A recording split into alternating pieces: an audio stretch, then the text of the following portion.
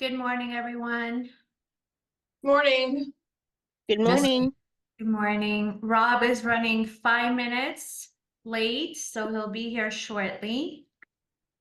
Are you guys all ready for August 1st in New Jersey? Is that when the new law goes in effect for you guys? Yes, That's next week? Yeah, that's it. Yeah. that's next week. We're fully prepared, so we're getting ready. Good. Yeah, we had a class on this.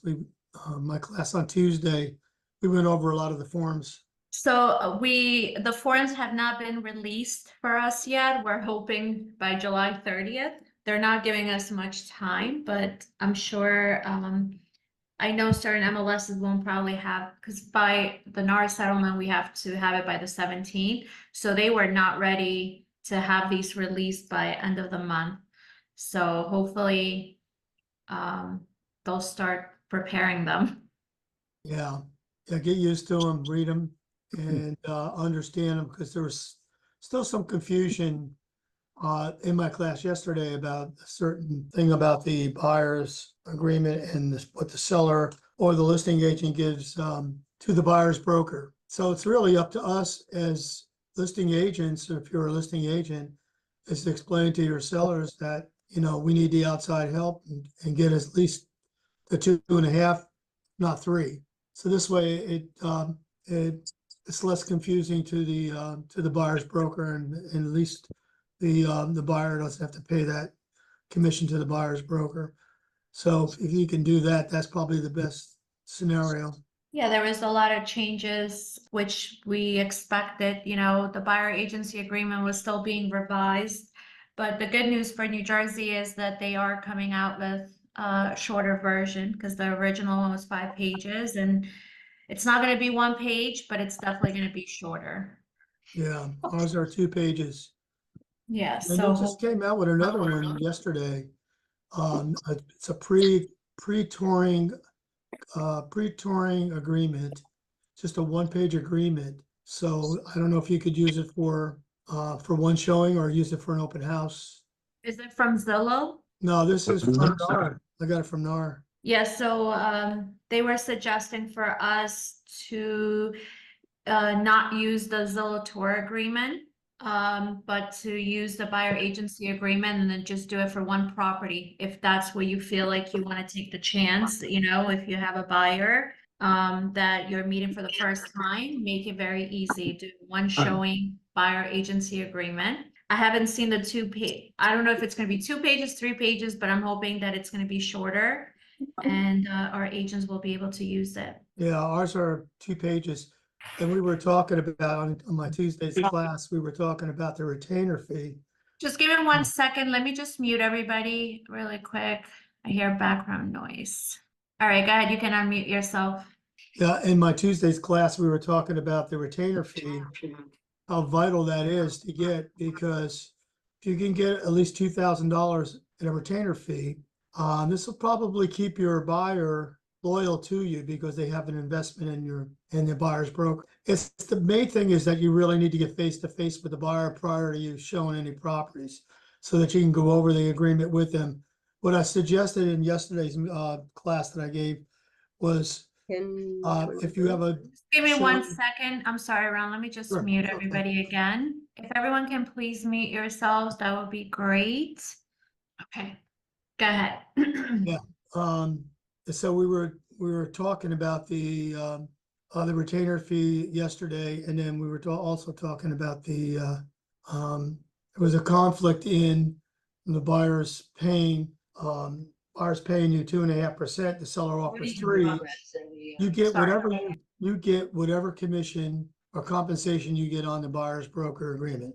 So you have 2.5, the seller offers 3, the buyer gets that 0.5%, unless you can modify it, use a modification form to get that 0.5% back if the buyer chooses to do that. In most cases, buyers are going to probably use that 0.5% for closing costs. That's why I was suggesting to my agents yesterday is to put in 3%. You can always go down, but you can't go up. So, yeah, I mean, Rob has made a decision regarding the retainer agreement, at least for New Jersey. So I'm going to let him discuss that with the agents. But you know, one thing for New Jersey is that yesterday in our meeting, it was discussed that you can amend your buyer agency agreement. So if you Yeah. have a 2% and you're going to show a property and they're offering 2.5, you can go ahead and now when you're submitting that offer, you know, change your buyer agency agreement to 2.5. Right, As use long the as you market rate. have as long as you have discussed that with your buyer and it's in written that you can amend it per showing, then Right, you will be allowed to do that. right. Did I just hear you say that we want a separate buyer agency agreement for each showing? No, so if you have a buyer agency agreement, let's say at 2%, and you're submitting an offer and they're offering more than 2%, you can go ahead and Or modify. amend it. Modify your buyer agency agreement to 2.5 or Okay, so whatever. that's I fine. understand time that, out. but So that's not Jeff- my question. Oh, so Jeff, timeout. And Donna, we just had to clarify. So Donna's first statement was this is for New Jersey agents. We haven't rolled out Florida's yet and what we've decided to do about the retainer. So we're just going to put that one on pause for Florida. Yes, perfect. I'm sorry, I didn't know that Jeff is it from. Yes. So this 'Cause is only for everyone- New yeah, Jersey. Thank you. I want to keep it very vague because this mastermind is not even going to be discussing about the different states because it does get confusing. Right. So we're just waiting for Rob, but I see Frank is here. If he can give us just a quick mortgage update, that would be great. Good morning, Adona. Good morning, everybody. This morning we had PCE come out, which is personal consumption expenditures, which is a measure of how much household spends on goods and services. So it was actually up, it increased 0.1% on the month, and then 2.5% year over year, which is actually down from May, which was 2.6. So it is a sign, you know, the PEC they measure their baseline to gauge inflation, and trying to, you know, get to that 2% target rate. So listen, rates are starting to come down a little bit. The 10-year is at 4.20 this morning. Government loans are probably looking in the low sixes, and conventional loans are probably somewhere in, you know, in the upper sixes. So rates are actually starting to come down a bit. I've heard some talk about 2 Fed rate cuts, one in September and possibly one in December. But then, you know, the story is mixed on that. We're hearing 1 or possibly 2. So listen, the good news is rates are starting to come down. I think we could talk about that, and you know, hopefully we can get some buyers off the fence. Getting back to this this buyer broker agreement, I know it's, you know, effective next week. I guess the 7th or whatever, but remember, we can build in that into a concession. So if you have any questions when you're putting a deal together, give us a call and we can talk about how we can add that in as a concession to help you win some more deals. So any questions, just reach out. Frankie, thank you. Sorry for the Hey, Rob. delay here. I'm on vacation internet standard here. So today's session is going to be we spent a lot of time about the processes and the compliance and all of those things, and we're identifying some unique differences in the different states in which we operate. But today is a step back from that. Take a deep breath, forget about the compliance piece.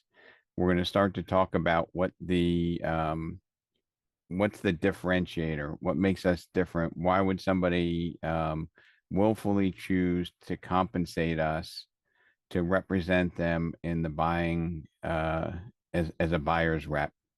Okay, so reasons behind it, compliance, all of that is off the table for today. Today's conversation is, you know, why, when we're face to face with somebody, are they going to choose to compensate us what we're worth?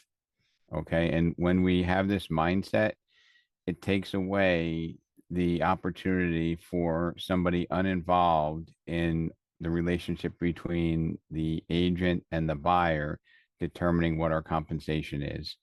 You know, for example, in the past 2 weeks, I've had, you know, several issues where agents weren't paying any compensation, or they were paying a very unreasonable compensation. You know, there was one was 3.5%, and they put out 2% to the buyer's agent. And, the agent was like, wow, that's not really fair.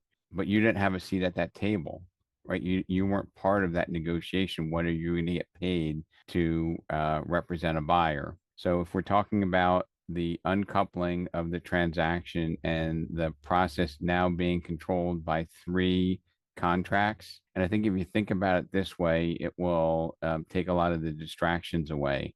So real estate traditionally starts with a homeowner saying, I want to sell my property, and contracting with a brokerage and an agent to market and sell their property. That's step 1.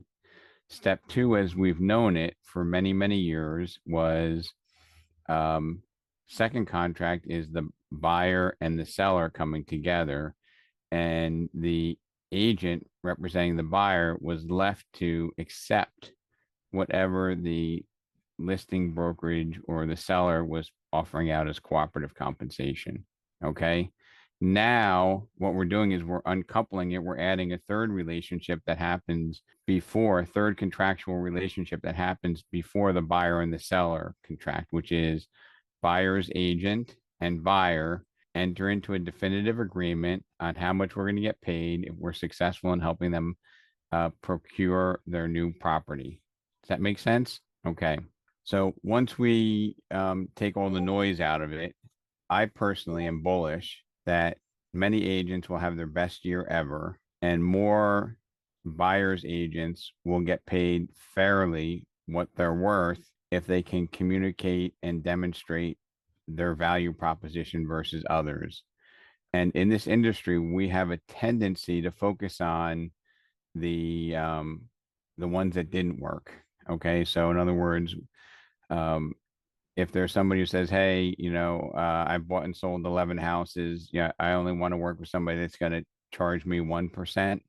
Will you do that? And you get frustrated because you don't want to do that, or you feel like you have to. There will be some losses. We talk about abundance. And if you live in the world of abundance, you're prepared to have your best conversation and then accept the outcome. Okay. And, I think it was 2 weeks ago we talked about, or maybe it was even last week, that business is math. Okay. And if you worked with 3 buyers and they said, hey, I only want to pay 1%, and we accepted those 3 for 1%, versus if we did our best pitch, we had our best conversation, and we worked with one of them for 3%, that would be 1/3 the work for the same compensation. Does that make sense? Okay. So why do people hire attorneys that charge $6.50 an hour versus ones that charge $2.50 an hour? Anybody want to give me a guess? Go ahead, Dan. Experience. Experience, right? Because they know they've either been recommended, or they checked them out, or they've had a conversation with them, and they demonstrated their ability to earn that fee. Now, how many times, Dan, and I'm just going to, just keep this conversation with you for a moment. How many times do you think you're going to find a top rate attorney for whatever service, if you want to defend against the litigation, or you want to, buy a commercial business, or you want to create a estate plan and a will? How many of those attorneys do you think are willing to say, oh, Dan, my fee's $6.50, and you're like, well, will you do it for $4.50? And they say, how about $5.50? How's that? Does that even sound like it's within the realm of possibility to you, Dan? They'll never negotiate. They won't, right? Because their fee is their fee. And, the only reason why they would negotiate is if they don't have the value to back up their fee, and they can't document that. So for us, our biggest competition in earning what we're worth is not the buyer. It's not the competition. It's us, right? And I almost challenge everybody to put together a list before you're practicing with your paycheck, right? You don't want to have a great prospect before you and not know exactly how you're going to document what you're worth. Okay. And, some of the experts in this industry, traditionally have said, oh, well, I can't work for 2% because, a fee goes to my broker, I have expenses, I have to pay. Like, in my opinion, and this is just Rob speaking, I don't think they really care about what your issues are. I think we need to highlight, what they gain by affiliating with us. And we also need to not be afraid of losing a portion of the business, because you will lose some of the business. Not everybody's going to work with you when you hold the line on your fee, right? That attorney that's charging $6.50 an hour probably has enough work and billable hours that if he loses one or two clients, it doesn't even hit his radar or her radar, right? It doesn't, it's a non-issue. So it starts with us thinking differently about how we engage. And I would almost encourage you to, imagine like a TV series or a TV movie where somebody's stepping outside of themselves and they're looking at what the conversation they're having or what they're doing in their life from a third party point of view, right? And when you look at it from that third party point of view, are you proud of the way that you're engaging? What could you be doing differently if you were observing as a third party? What would be a missed opportunity? What would be something that a consumer is not aware of that we're doing to add value to that process, right? Because I think we're all inundated. I mean, when did this NAR settlement first come out? In March? Is that when that was announced? Fran, you recall approximately when? Fran Blake? Yes, it was announced, formally announced in March. Okay, so we're going on, it'll be almost 5 months since that announcement came on. And who has fatigue of talking about all this stuff? Raise your hand if you're on camera. Are you fatigued at talking about this? Are you fatigued at all the misinformation and head fakes that are going on? Like, we're going to be doing it like this. Oh, we can't do that. We're going like this direction. No, we can't. We have control of the process. I for one am bullish, and I'm unabashedly prepared to walk away from business that's not profitable. Okay. And that's a fact, because some people, there's going to be a transition where people are like, oh, I don't want to sign an agreement. Well, now here's that 0 moment of truth conversation coming on earlier in the process. And we were comfortable with it the way it was because there was no rejection point. It was easy for us to say, hey, Dan, let me go show you this house. Right. And, we didn't have to say, can you sign here? Can we talk about what a relationship would look like? Can we outline what you can expect from me? And in return, what I'm going to expect from you? I mean, would you all agree that buying a house is a pretty big deal? It's a pretty big transaction. Yes. And Yes. what other transactions in your life do you do where you don't sign a written agreement? I mean, like if you download an app for your favorite hotel chain, all right, it says read this 27 pages of terms and conditions and hit you agree to it, right? And we routinely do that because that's what the norm has become, right? I use the example of if I travel to Florida, I rent a vehicle, I have to sign my name 7 times saying, I'm not going to smoke if I damage the car, blah, blah, blah, all these different things, just to rent a car. Yet buying a house was such a loosey-goosey experience in the past. And now we have an opportunity to have a conversation to decide if they're really committed to working with us. And these conversations should not be like some of the conversations I hear on Zillow. Some of them are agents, and some of them are calls that I hear from training that Carmelo does with me, where people are like, oh, are you working with an agent? And if they say yes, then they're like shunning them, like, oh, I'm not going to, like, we need a process. So if somebody says they're working with an agent, that may mean that 6 months ago, somebody showed them a house. They can't even tell you their first name. They don't know what company they work for, or it could be they have a buyer's agency agreement signed with somebody and they're committed to working with them. Would you all agree that if you ask somebody at an open house or on a inquiry on your listing? Are you working with somebody and they said yes, that yes could mean this big of a difference? Would you agree? Mhm. Right? Yeah. And if somebody says, my sister-in-law, is licensed, I intend to work with her.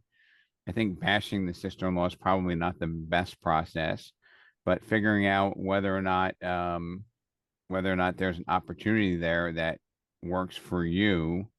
Okay, not just this, hey, I want to work with everybody, and say, hey, working with family's great. I can completely respect that. If you are open to a 5-minute conversation about how I do my business and what a relationship might look like, would you have 5 minutes? And if they say no, next. And if you have 5 people that say no, you might want to look at and inspect how you're communicating with them, or God forbid, you might want to listen to your own call, or you might want to turn your phone on and hit record, and you can just do a video and not put the video in front of them, but you'll have the audio to it, and you can listen to how you sound. You can listen to that conversation as if you had an outer body experience, right? And say, all right, I see why, only 1 out of 10 people are taking me up on that, because my conversation is not compelling, right? I probably wouldn't work with myself with the strategy I've been employing. Now, go ahead, Dan. Question. So to help solidify the buyer broker agreement in place, is the listing agent going to be required to see that agreement before showing the home? I don't believe there's any circumstance where you're required to show that. At this point, I'm not. Anybody at the MLS level or the state levels disagree with that? They can ask for it, they can't demand it. They can ask for it, but you don't have to give it to them. Yeah.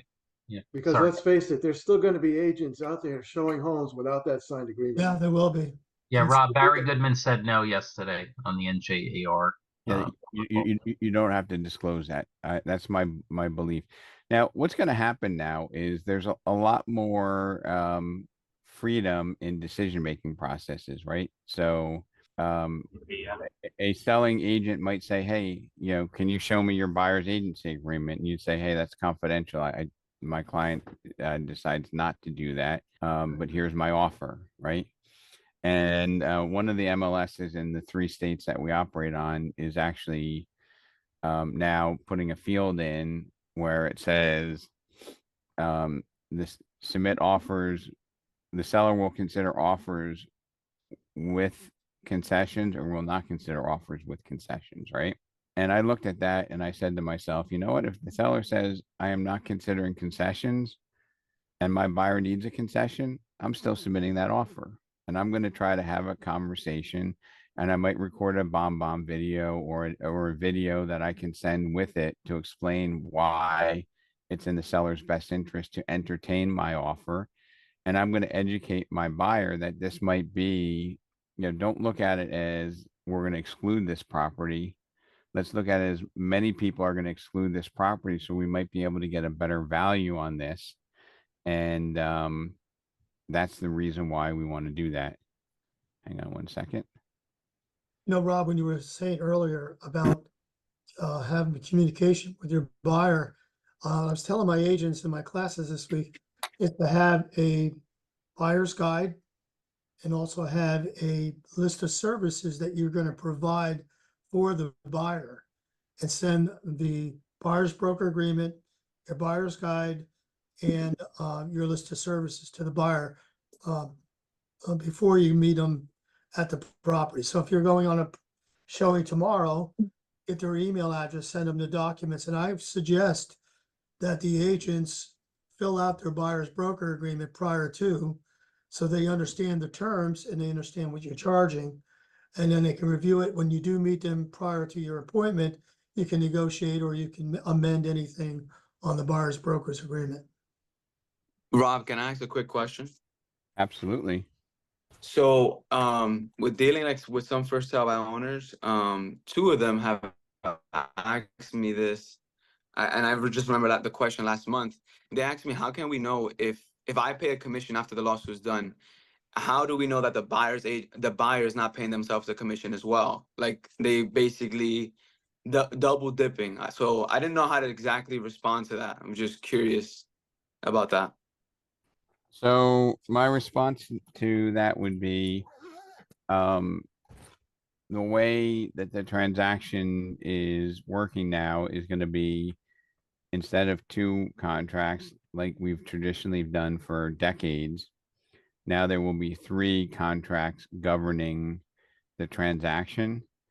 And if, if you're paying 2.5% commission or concession to the buyer's agent has to have a predetermined agreement with a definitive compensation at time of entering into the agreement. In other words, like they can't say, I'm going to get paid 2% by you plus whatever the seller is willing to pay. That's not an allowable agreement. Okay. So you have confidence in educating your seller of how that process works and eliminating that objection. Okay. I understand. Okay. Thank you. You're welcome. And Dan? Rob, that document will be required at the closing table, correct? I don't know that it's required at the closing table. I think that you're gonna be required to submit a commission invoice to the settlement agent. But how often does the settlement agent ask for a copy of the listing agreement now? They don't, right? That's because it's on the MLS, so they see it now. Well, the settlement agent doesn't see it. They don't have access to the MLS. They'll need a compensation form. So look, we need to think differently. Okay, our contract is with our buyer as a buyer's agent, right? And we need to have a compelling, differentiating reason for them to work with us. Okay, whether if a listing agent says, hey, I need to see your buyer's agency agreement, you are in your right to say, I'm sorry, that's a confidential agreement. I appreciate you asking, but I already submitted my offer. If they say I need to see the buyer's agency agreement before they can allow you to show the property, that might be something where I would talk to your leadership and see if that's something that's allowable through the board process and the MLS. I would think that would be a confidential piece of information. But we're focused today solely on, how do we get what we're worth? Because I go back to the heartache of agents putting, I've seen agents charging 5 and 6% and putting 0 out. Okay.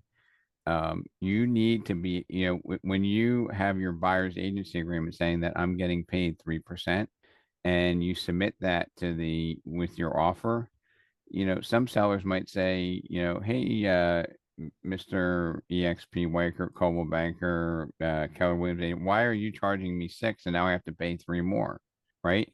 But those are 2 independent contracts and they have to make a decision if your offer is in their best interest. Okay. So if you're asking for a concession and you're making that part of the offer, and there's a lot of confusion, now, because I think in the past, like we were told that we couldn't put in the contract because we were not a party to the contract, that we're getting paid 2.5 or 3% instead of 1.5 or 2 that they're offering, right? But now we have the perfect setup.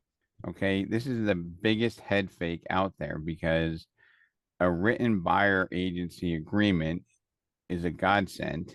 And the fact that the playing field has been leveled, that everybody has to do it, right? Is there any state where you don't need it? No, it's part of your protection under the NAR settlement is that you need to use a written agreement.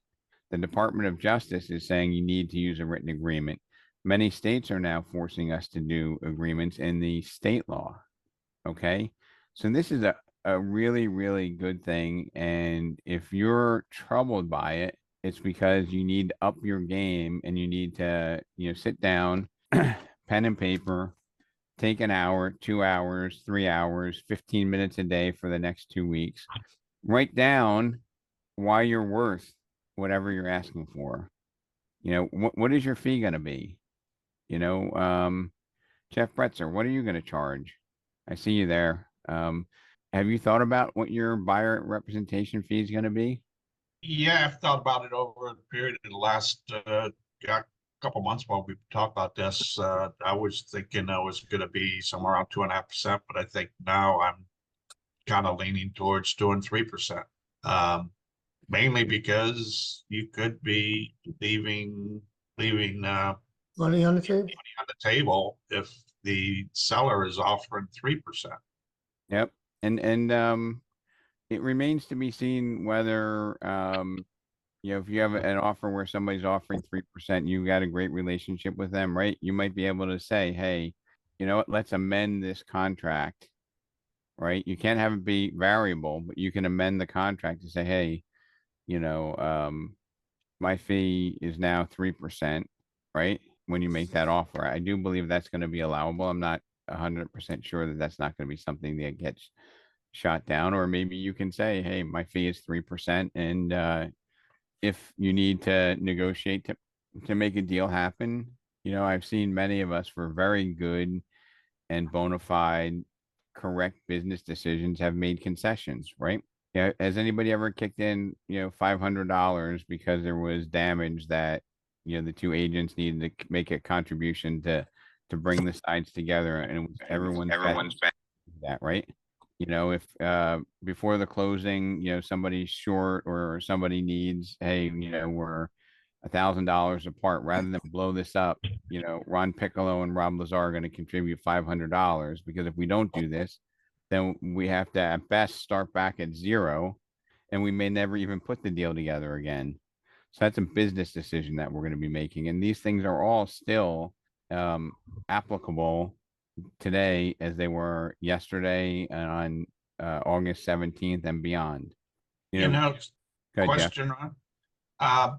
With what you're saying there, if you have 2.5%, seller offers 3%, and you can amend it with the buyer to try and get that extra 0.5%, I think it would be better to ask for 3% first, because to me, it's going to sound like your buyer's thinking you're pulling a bait and switch on them. I mean, you know, Jeff, there are going to be cases where a builder's putting out 4%, right?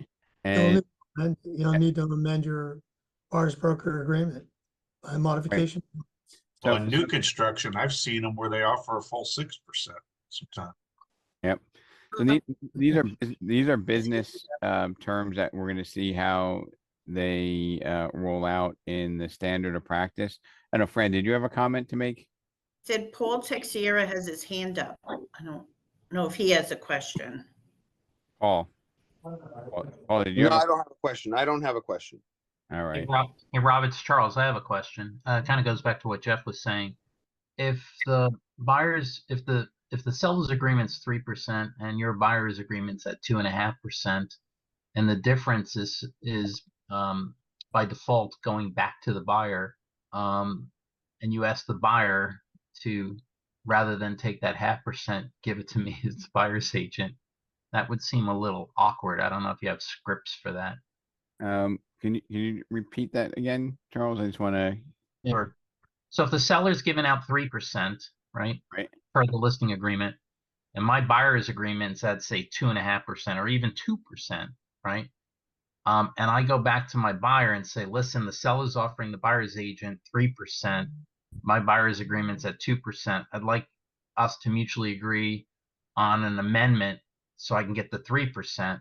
But the buyer should know that they're going to get the difference between what the seller agency is and what the buyer's agency agreement is. So why would they give that up to give it to the buyer's agent? Well, they won't. Right. So my belief, and it's an equitable belief, I don't know if it's a practical belief, is if there's a 3% offer and you have a 2% buyer agency agreement, that the extra 1% would be going back to the buyer. But it is conceivable that it could be written where, hey, if the listing says I'll pay up to 3%, or whatever I can see a world where somebody says I'll pay up to 3%, but not more than what the buyer's agency agreement is, right? And then the seller keeps that difference. That's why I suggest you just put the 3% in the buyer's broker agreement, Yeah, I agree. That's what I'm probably gonna do personally, but. because you can always go down, you can't go up. Mhm. So does anybody want to share like maybe some, I'm before you. I am not a referral. I'm somebody that, called in on your listing. I'm somebody that walked into your open house. I'm somebody that found you on the web, and I'm going to be interviewing agents. Why you? Why is somebody gonna make a conscious decision to pay you a fee to represent them when there's a abundance of other agents out there? Why you? Not everybody at once. Nobody, huh? So Ron Piccolo, I'm just gonna, why is somebody gonna work with you or Ron or your team? Well, if somebody was shopping around, if a buyer was shopping around and we just get a phone call from like a Zillow ad or something like that, I would explain to them that, they say to us, oh, we're shopping around for an agent. And we saw that, there's a couple listings we'd like to see. And then I would go through my presentation with the buyer, just as I would with a seller, because it's. Or did you? And I would just tell them, listen, I have a list of services that I provide for you. I also have a buyer's guide that I can send to you, but my fee would be 3%. And see what they say. Obviously, if they're not willing to pay that, I'd like to meet with them in person before they make that decision. So perhaps, and Ron, maybe if I were having these conversations, mine might sound something like this. Hey, Ron, look, if we decided that we're a good fit to work together, what we would do first is we would sit down, have a strategy session about what it takes to be successful in this market. And I can share with you some strategies and some tendencies of the markets that you're looking in. And then at the end of that conversation, we can decide if we're a good fit, and I could share with you how I get compensated. How does that sound? Now, if I talk to 10 people, maybe one person takes me up on it, maybe 9 do. Okay, but there will be some breakage, and I've got to be cool with that. And, if you are going to be a 3% agent, I think you're a 3% agent, just like a $650 an hour attorney, right? And Yes, you're saying not to even mention 3%, just to explain to them what your value is and what you can provide for them. If we're a good fit, then we can discuss what the fee is going to be. See, I think it's best that you really meet face to face with a buyer. I don't think you should discuss numbers on the phone, because that will cause them to either hang up on you or just say, okay, thank you, and go on to the next guy, because there's always the next guy that's going to charge 1%, or right. another agent going to charge 2%. So you might lose them. But if you explain your value, like you were just saying, I think that makes more sense. Right. And a lot of times I'll talk about it like this, Ron, because I think it draws the potential client to a conclusion, whether it's with or without me. But I can say, hey, there are several ways that as a buyer you can choose to operate. You can choose to contact all the listing agents, and let's just say you wanted to go out on a Saturday, you're trying to coordinate it. That would virtually be impossible. And you really don't have anybody representing and interpreting the data for you. So whether it's me or somebody else, I would highly encourage you, and I can say this with absolute confidence because I believe it. And if we're not a good fit, find somebody who is a good fit. But I think, going to, all these listing agents is going to be a recipe for disaster, because they're representing the seller. Okay. When you go in there. Okay. And some people will say, hey, I understand what you're saying, but I don't want to pay. That's fine. Don't pay. Yeah, you're going to have to turn down some buyers here and there if they're stubborn about paying you. I agree. Rob, Yeah. I feel that when you discount yourself, you lose integrity and respectability Credibility. to the buyer. Yeah. Right. You have to feel initially, we have to feel we're worth it. I think it starts with us knowing our value, and then we can express that in our feelings, our concern, our explanation of services to the buyer efficiently. And Colleen, to piggyback on what you're saying is, do you think that like all the disruption, noise, the pandemic, the shortage of inventory, do you think that that has affected the psyche of our agent base? Because I know in 2019, if we had a ready, willing, and able buyer that we could have a constructive conversation with, we had like a 99.9% chance that they're going to be in a home if they wanted to work with us. And recently, we've been in, inventory shortages, multiple bids. Now that we have all this noise about the NAR settlement and regulatory changes and buyer agency agreements, we've lost sight of the fundamental relationship that we have. Okay. So we have to first convince ourselves of the certainty of how to get this done. I was working with an agent where they had a buyer who had a special reason why they needed to buy a house. They had a child that needed to be in the school district, and they had a certain price range. And part of the value proposition that I did was working with them, said, hey, if you need to be in this school district here because of your child's need and your price range is X, there's only 8 houses selling a year in that price range in that town, that school district. So if we miss out on this one, are you prepared to wait another 2 to 3 months just to see 2 others that might satisfy your needs? That's educating the buyer that to the level that nobody else or very few in the business are doing in this market. Okay. There's a plethora of licenses. Okay. There's an abundant choice of low quality options out there. There's a very limited supply of agents that are committed and have a rock solid value prop and communication strategy. I agree. Rob, I have a question. You just said something about if the Is it- buyers want to go and work with each seller, Hang on. that would be crazy. And because the seller, the seller's agents are representing the seller, that kind of threw me off, because what about agency? Are we still transaction brokers now, or? So I don't want to go into the state level because that will confuse people because we have multiple states that we're doing business in. I want to just go to the value prop, if that makes sense. All right. Okay. But I just lost my train of thought there for a second. Well, she was saying, rather than going to a listing agent, like you said before, if you go directly to a listing agent, they represent the sellers. So you really have very limited representation for the buyer.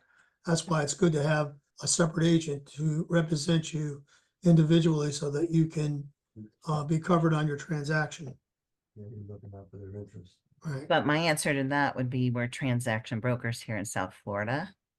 So that's not necessarily true. Well, I would, Yeah, you would have to do single agency to tell a buyer that you solely represent them against a seller. So I think a better way of putting it is that you have their interest at heart, and you're going to do everything possible to expedite and get them into the home that they're dreaming of. There's ways of romancing it without saying, I'm going to work for you against the seller, because you're not, you're a transaction broker. well, being a transaction broker is safe for an agent.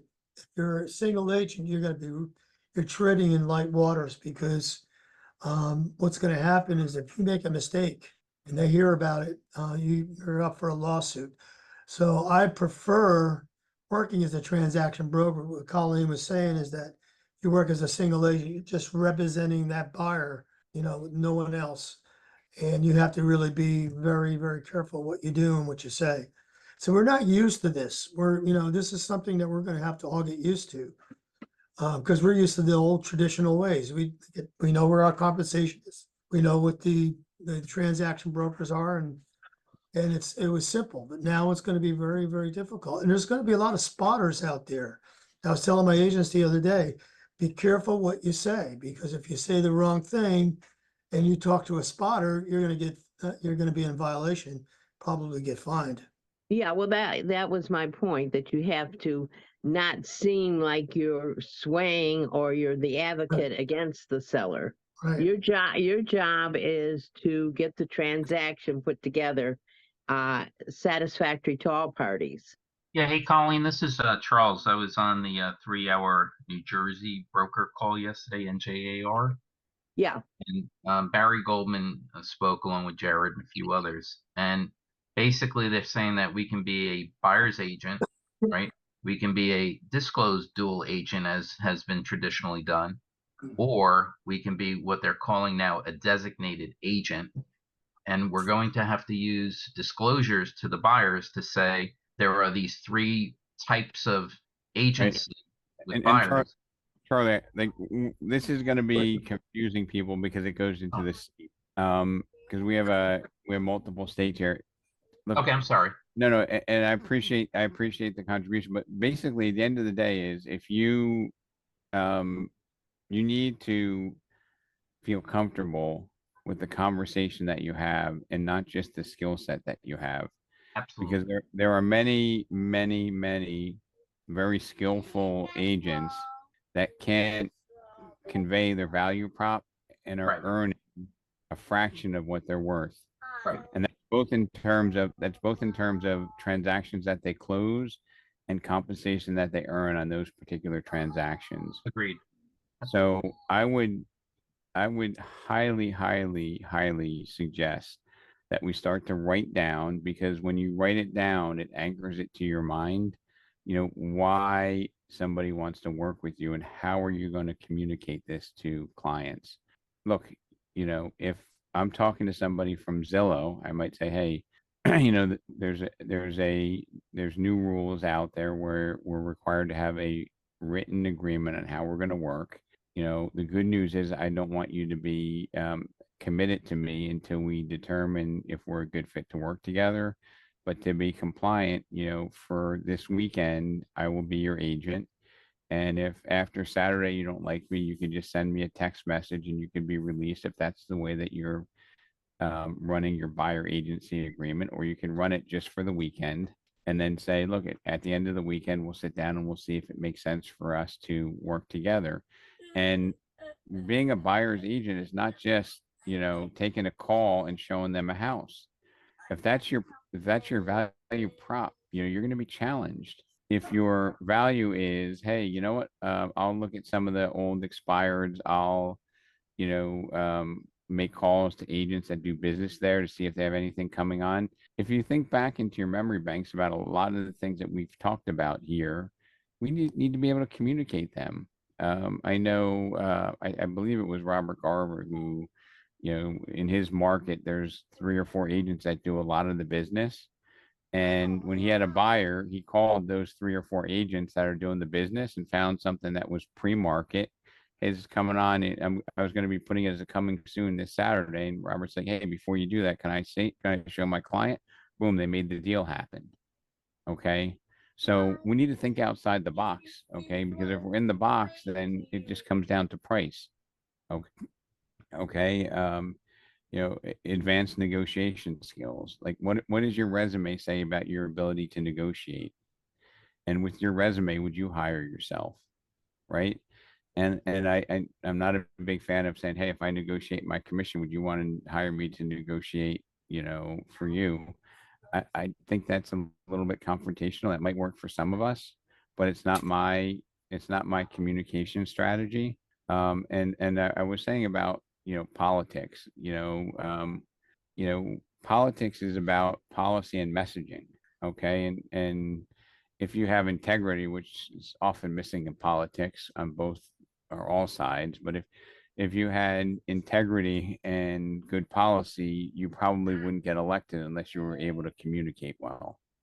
And we're not going to be able to get hired unless we can communicate our value prop. And the first person that we need to be able to convince is sitting in your chair. Okay, it's you. I agree 100%. And take a some time this weekend, reflect upon, why somebody should or should not hire you. How are you going to communicate it? Make a list. I think Glenn Baker, team leader who I have a lot of respect for, he really puts his team first. Like we should put our clients first. Had a 5-hour session talking about some of the things that they were going to do. And, it probably is like a 15-minute conversation for most of us, but you need to broaden the opportunities. You need to think outside the box. You also need to be prepared to say, not everyone's a good fit for me, right? There are some people who, if you're selling, Mercedes, that they're going to want to buy a Chevy, right? And is a Chevy customer in a Mercedes dealership a prospect? Probably not, right? Is a Mercedes client in a Chevy dealership a prospect? Probably not, right? Because that's not the product that they want. You need to decide who you are, what value you provide, and then you need to perfect the communication so that people can make the right decision and you can make the right decision.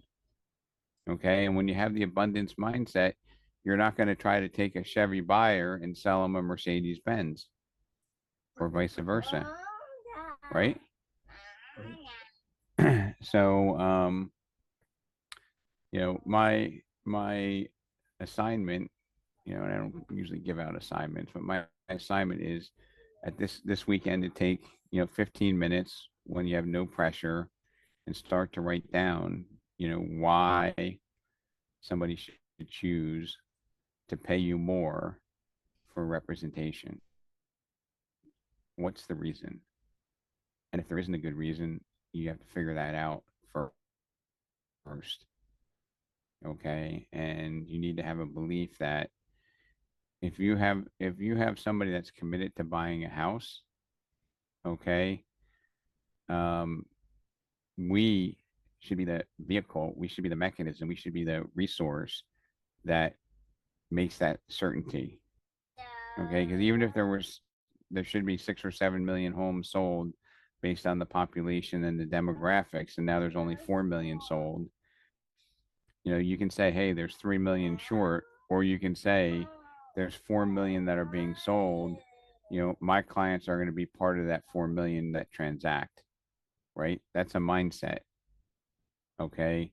The probability, is not as strong across the board, but with the right professional, you're going to have the outcome that you want for certain. Or even if you believe it's for certain, if it's 99.9%, there's, one out of every whatever 1,000, or maybe it's 99%, one out of every 100 that doesn't transact because this, that, or the other reason. But the rest of the population is batting 300, and you're batting 999. All right.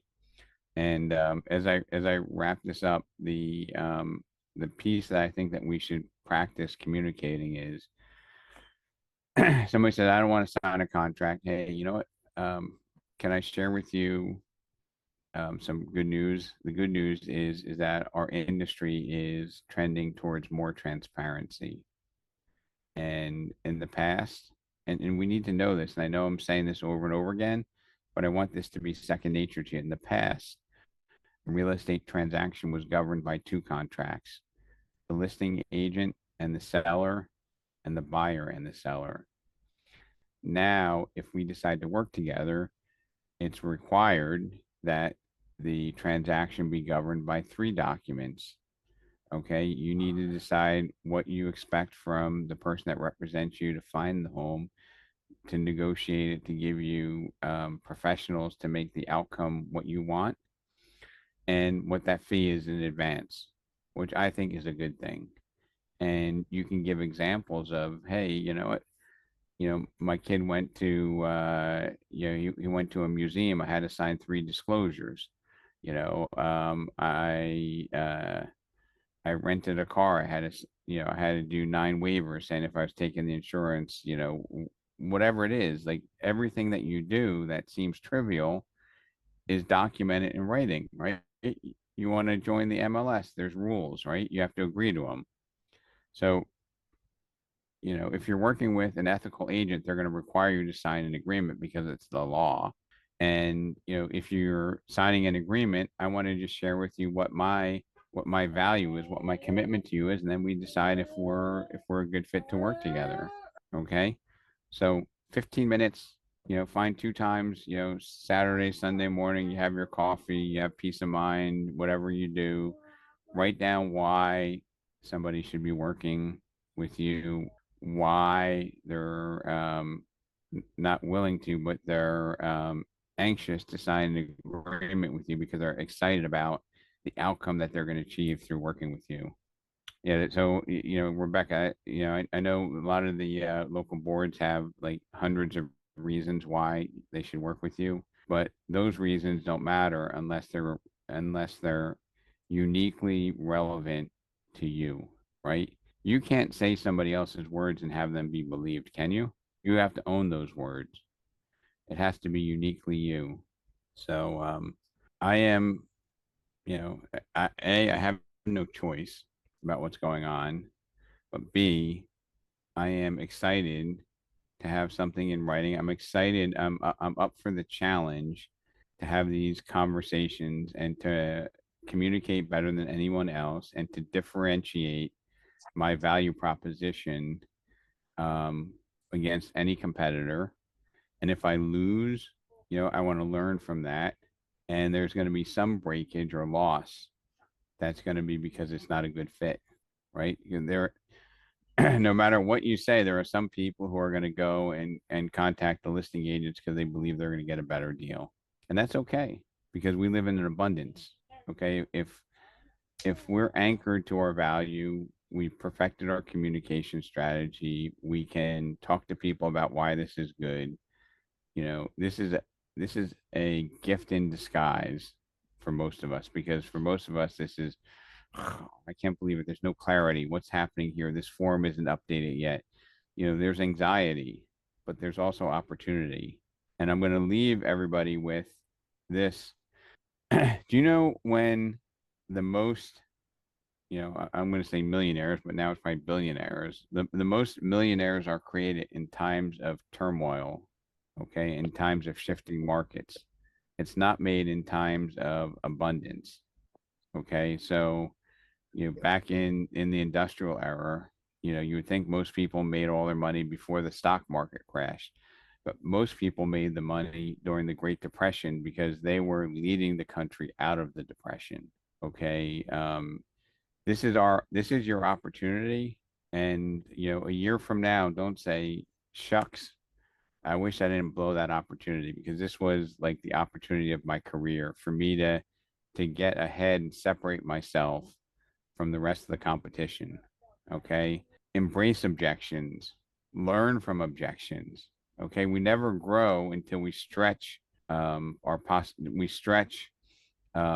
goals and our possibilities, right? If you're an athlete and you're running the 200-meter race, if there was no competition, do you think that you would get better? No, you're only pushed because of the competition and the market. So take this opportunity, use it as an opportunity to identify people who are good fits for us, provide a way to earn what you're worth, and do that assignment this weekend. Sit down, clear your mind, write everything down. All right. Good advice. Thank you, man. I'll see you all. Rob, Yes. Rob, I'd like to add one thing. When you're sitting down and you're thinking of those things, please think about the worst deal you ever had and how you put it together were successful. That will, you need to think about those things. And Colleen, on top of that, maybe look at a few reviews where people were so grateful for your tenacity, professionalism, and skills to keep a deal together when everyone thought it was impossible. Absolutely. And when you think about those and not the transactions that frustrate you, it will change your conversations. So please do that homework assignment. Keep Colleen's experience in mind, and I'll see you all next Friday. And this is the opportunity of the decade. This might even be a bigger opportunity than the COVID real estate run. All right. Absolutely. everybody. Bye. Thank Yep, you. take care, everybody. Bye-bye. Thank you.